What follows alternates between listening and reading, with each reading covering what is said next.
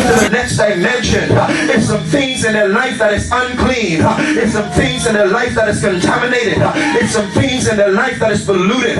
It's some things in their life that is corrupted. It's some things in their life that is broken. It's some things in their life. Hear me and hear me well, ladies and gentlemen, brothers and my sisters. It's some things in your life, and maybe you didn't put it there, but what the enemy did was came in like a flood. What the enemy did was crept in unawares. What the enemy did was sneak up on you. What the enemy did was play hey little the cat and the fiddles. What the enemy did was trick you. What he did was toy you up. What he did was mess you up. What he did was distract you. What he did was go mean you. What he did was go mingle you. What he did was totally leave you perturbed, leave you cogitated and pensive. You was doing very well on one day, and all of a sudden when you begin to look back over the landscape of what it is that you was establishing foundationally in your life, you begin to realize that shipwreck had occurred.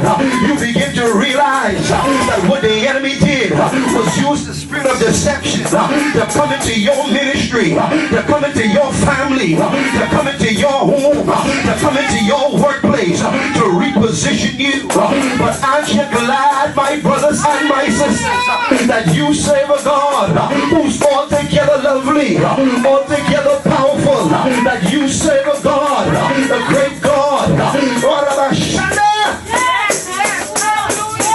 I got to control myself.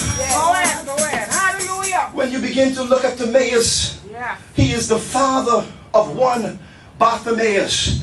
You want to understand some things that is happening in your life. You have to begin to trace it historically. You have to begin to trace it genetically. You have to begin to trace it biologically. You got to begin to dig into the DNA of that particular thing. And every now and then, if you seriously search your DNA, you would begin to realize that you inherit some things that your mama passed down to you, that her mama passed down to her, that her grandmother, great-grandmother passed down to everybody. You wonder why it is that your child is acting the way it is acting. You wonder why it is that your child is watching pornography. You wonder why your child is cussing. You wonder why it is that the spirit of addiction has crept into the house unawares, because there was somebody who was hiding something. There was somebody who was faking it to make it. There was somebody who was dealing with a deliverance problem.